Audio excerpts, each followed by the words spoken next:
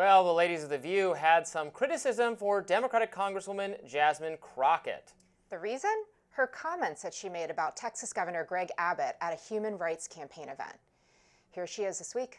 A lot of people see you out front fighting, but nobody's really asking you, what do you need to maintain that fight? So thank you so much, Morgan, because we in these hot Texas streets, honey.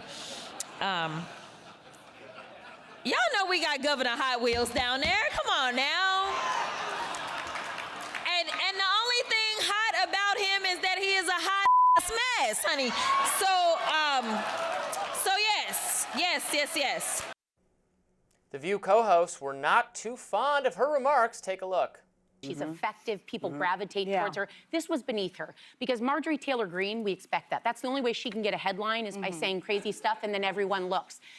Representative Crockett is so much better than this. Because I respect her, but it's just never okay to mock someone's disability, whether you're Donald Trump or Jasmine Crockett. He was paralyzed from the waist down, Governor Abbott, and when he was 29 years old, a tree fell on him. It's a tragedy, whether you like him or not. I think that not a good idea. Yeah, you just don't mock people with disabilities. I mean, you don't mock people. You don't mock people. I was going to say you just don't mock people at all. And I admire Jasmine Crockett. I do think she's an effective messenger. I think this was a mistake, and I think when you make a mistake, you have to own it. You have to do that because it gives you a lot more credibility when you do that. Representative Crockett wrote on X after receiving backlash, "I wasn't thinking about the governor's condition. I was thinking about the planes, trains, and automobiles he used to transfer migrants into communities led by Black mayors, deliberately stoking tension and fear among the most vulnerable." Literally, the next line I said was that he was a hot mess, referencing his terrible policies. At no point did I mention or allude to his condition. So I'm even more appalled that the very people who unequivocally support Trump, a man known for his racially insensitive nicknames and mocking those with disabilities, are now outraged. Governor Abbott told Sean Hannity that Democrats have nothing to sell but hate and that this is why Texas will always stay red. I think her excuse that that's what she meant is laughable and that there's no way that that's what Doesn't pass the smell test. She meant, because people have suggested on social media that she's previously, I think, liked comment tweets that had that same characterization. Like, she's trying to say this is just about this recent deportations issue. Then why were you liking that comment before again?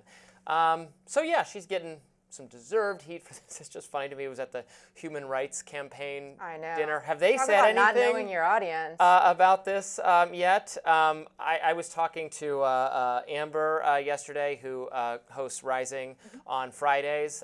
She sits in my seat, and she was pointing out that I think there was 2 disability rights advocacy groups that have given awards to Jasmine Crockett.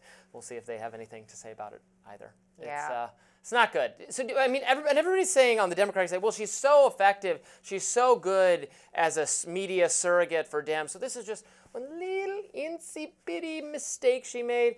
What is she doing so right other than this? Yeah, I think that she is very quote-unquote authentic. It's a but she fights thing? Well, she's quote-unquote authentic, right? The magic word in politics. And I think that does get people energized, especially on the left, and especially in this moment when they're looking for signs that there are young and exciting leaders that are going to carry the party forward. All that said, I don't know how you can look anybody in the face and say that what she said was okay. And look, when you make a mistake, you own up to it. I don't think that this, falls in the same category as some of the topics that we've been talking about today by any means, but accountability is also admitting you did wrong.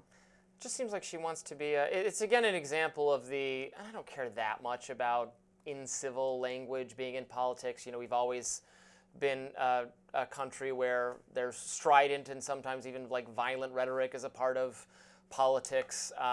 If you look to campaign ads, even back to like the Jefferson era, right? They were really, further back really salty stuff. So whatever. I don't clutch my pearls exactly, but it seems like there's a desire to be part of entertainment or reality TV. This is part of the downward spiral that social media, I think. And also the advent of, but also the advent of all of these different ways of getting your message out. I mean, literally turning the iPhone towards you and saying whatever happens to be on your mind in that moment. I think it's definitely taking people in the direction of feeling like they can literally say anything at any moment without any sort of retribution, which you may be okay with, Mr. Free Speech Advocate. Well, yeah. But Well, I I mean, think, I'm okay with it. She can't be arrested for it. I'm fine with Sure, but she's public a member blowback. of Congress whose salary is paid for by taxpayers, and a certain amount. Well, I of wouldn't vote for decorum, her, but well, a certain amount of decorum, I think, is expected. You're the person that my kids will look up to, and that I help pay for. it's like celebrity. I don't think it's the technology exactly. It's like the desire to be a celebrity, to be, you know, like a mudslinging, Well, it's Real like breaking through the noise. Housewife Say type anything to break person. through the noise. You know, Yeah. you're seeing this play out now, and you and I have talked about this. I don't love members of Congress and other elected leaders on both sides of the aisle, but notably many Democrats recently dropping F-bombs and saying things that may feel like they're actually out of step with who they are, but they think it makes them quote unquote authentic, and that's the way Trying to to appeal to this ever rightward leaning Those youngins. Gen Z that I Youngins are talked messing with about everything. in my radar today. That I was talking about this also with a couple people recently. They're noticing it with their kids, or if it's not their kids, but just the social circumstances their children are in, that it's just all become quite conservative. So I think you're right that maybe some Democrats are trying to appeal to that, or have said, oh, it's the un-PC language, or it's the backlash against political correctness, so let's try go to be entirely in really the opposite direction. anti-PC, but in a very inauthentic way. That's not who Democrats are. Democrats are the rules followers. They're the eat your vegetables. Like, I think it's past our bedtime, guys. We're gonna be really cranky in the morning if we don't go to bed on time. It's like the goody two shoes kind of person. Are we goody two shoes? I Do you think I'm that's a what- goody two shoes? Yes. I don't know you that well, Lynda, but yes, I do I have a think rule that. It's and it never used to be like that, but that's the dynamic right now. But in this case, with Yeah. Jasmine Crockett, But not- I do not think with it's her. authentic. She's saying what's on her mind because I think that's who she is. She's authentically something. All right, we've got a lot more to talk about today on Rising. Please come back and listen to more of our show the next day.